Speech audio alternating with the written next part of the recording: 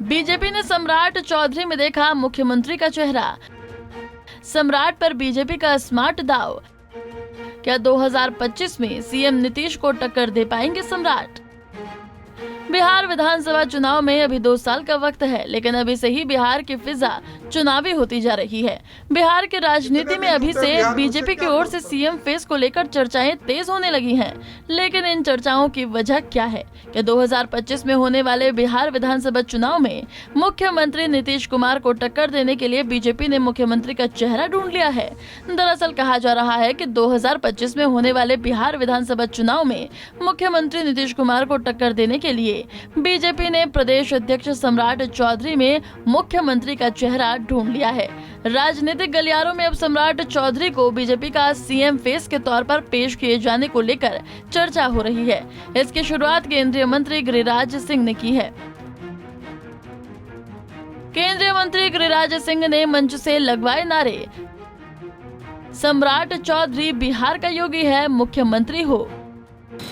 सम्राट चौधरी जिस दिन से अध्यक्ष बने हैं, नारे लग रहे हैं, सम्राट चौधरी बिहार का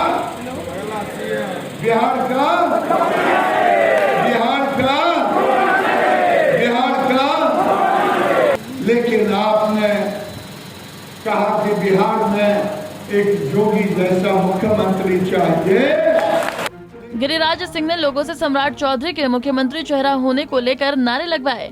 गिरिराज सिंह ने कहा कि बिहार का सीएम कौन? तो कार्यक्रम में मौजूद लोगों ने जवाब दिया, सम्राट चौधरी, सम्राट चौधरी।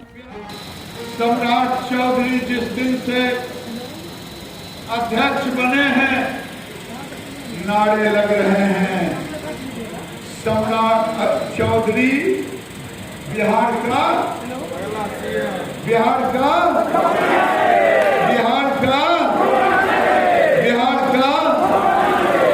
मैंने नहीं कहा कि आप क्या कहेंगे,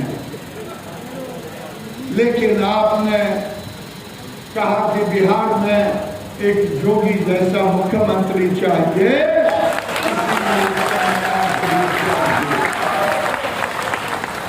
बिहार में एक जोगी जैसा मुख्यमंत्री इसलिए चाहिए कि जब देखे सत्ता पर आसीन हो तो नरेंद्र मोदी ने जो कहा था, सबका साथ सबका विकास, यही होगा कि हम एक तरफ अगर दौलत करा लाउड स्पीकर तो मंदिरों से भी हटेगा तो मस्जिदों से भी। गिरिराज के बयान के बाद जेडीयू ने दी प्रतिक्रिया। कोई पगड़ी बांध लेने से हो जाएगा मुख्यमंत्री का उम्मीदवार। गिरिराज सिंह के बयान के बाद जेडीयू ने अपनी प्रतिक्रिया दी है। जदयू ने कहा है कि जिन्हें झुक में जो पार्टी अपना नाम दर्ज करवाती है लेकिन वीर कुंवर सिंह का नाम नहीं देती तो अपने पुरखों का अपमान कर दे, वैसी राजनीतिक पार्टी के लोग अपना भविष्य तलाश रहे हैं। सम्राट चौधरी का हमारे द्वारा राजनीति में जन्म हुआ है। हमने विधायक बनाया, हमने मंत्री बनाया, तो भाजपा बदलते दौर में है। कोई पगड़ी बांध देने से मुख्यमंत्री का उम्मीदवार हो जाएगा।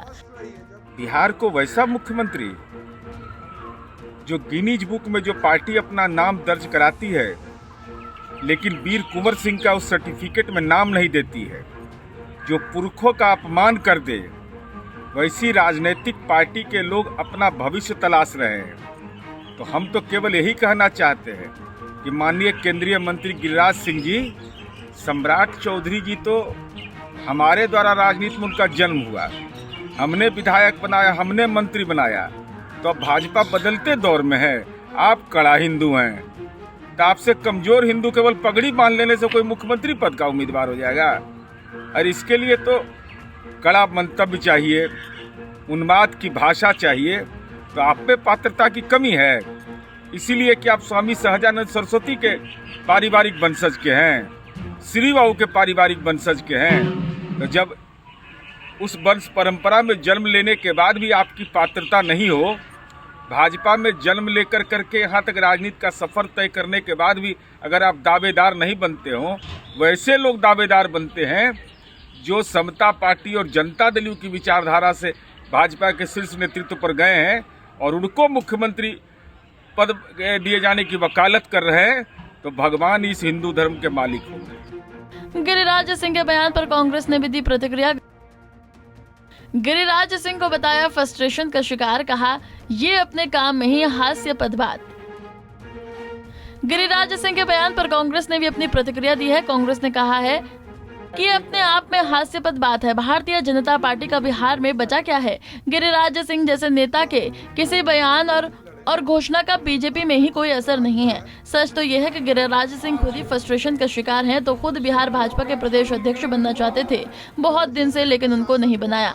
बहुत पदों के उम्मीदवार हैं वो, लेकिन पार्टी उनको तवज्जो नहीं दे रही है। तो अब उनके पास बचा क्या है? सम्राट चौधरी जिंदाबाद करें, जय जयकार करें। ये अपने आप में हास्यास्पद बातें हैं। भारतीय जनता पार्टी का बिहार में बचा क्या?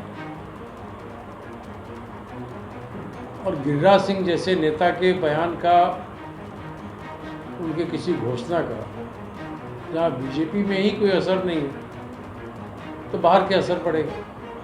सच तो है कि गिरिराज सिंह जी खुद ही बहुत ही फ्रस्ट्रेशन के शिकार हैं। वो खुद बिहार भाजपा के अध्यक्ष बनना चाहते थे, कई सालों से प्रयास में थे, उनको नहीं बनाया। वो बड़े पदों के उम्मीदवार खुद हैं, उनको पार्टी कोई तवज्जो दे नहीं रही।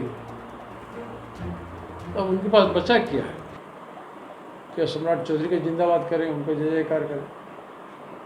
मैं समझता हूँ इस तरह की घोषणा का कोई राजनीतिक मायने मतलब नहीं बनता है। बिहार में भारतीय जनता पार्टी एक पुरानी बात हो गई।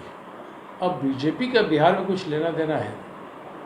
भारतीय जनता पार्टी को बिहार क्या पूरे देश में किसी भी जगह बात कर रही है तो बीजेपी सत्ता से बाहर जाने के कगार पर हर जगह खड़ी होगी। तो बीजेपी का कुछ होना ही नहीं है तो अपने नेता का मुख्यमंत्री बना दो, मुख्यमंत्री का चेहरा घोषित कर दो, जिंदाबाद नारा लगा दो। इन चीज़ों का कोई राजनीतिक मायने मतलब है। गिरिराज सिंह के बयान पर राजद ने भी दी प्रतिक्रिया, कहा बीजेपी के पास कोई सीएम चेहरा लायक कोई नेता नहीं। वहीं गिरिराज सिंह के बयान पर राजद ने कहा कि भाजपा के पास कोई मुख्यमंत्री के चेहरे लायक कोई नेता नहीं है, इसलिए जो भी लालू यादव और नीतीश कुमार के नर्सरी से नेता निकले हैं उनको सीएम के तौर पर भाजपा के लोग प्रोजेक्ट कर रहे हैं। बीजेपी ने एक तरफ जहां मुख्यमंत्री की पद के दावेदारी के लिए सम्राट चौधरी का नाम लिया, वहीं बिहार के मुख्यमंत्री नीतीश कुमार ने तेजस्वी यादव को मुख्यमंत्री बनाया। क्या कहेंगे?